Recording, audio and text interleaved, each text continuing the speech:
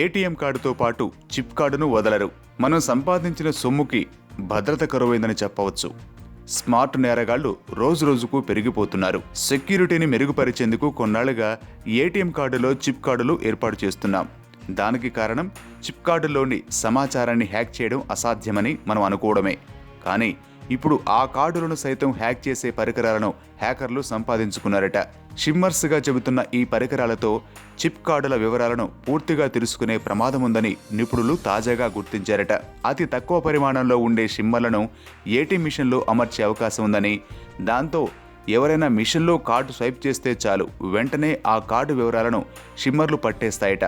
అలా సేకరించిన వివరాలతో దుండగులు డమ్మీ ఏటీఎం కార్డులను సృష్టించే వీలుంటుందన్నారు. అయితే దీనికి ఒక సొల్యూషన్ కూడా కనిపెట్టారు. ఈ షిమ్మర్ల బారి నుంచి తప్పించుకోవాలంటే ఎప్పటికప్పుడు సివివి నెంబర్ను మార్చేసే సాంకేతికతను అందుబాటులోకి తేవాల్సిన అవసరం ఉందని నిపుణులు సూచిస్తున్నారు. ఇవి అందుబాటులోకి వచ్చేంత వరకు మీ బ్యాంకు ఖాతాలపై ఓ కన్నేసి ఉంచడం చాలా మంచిది.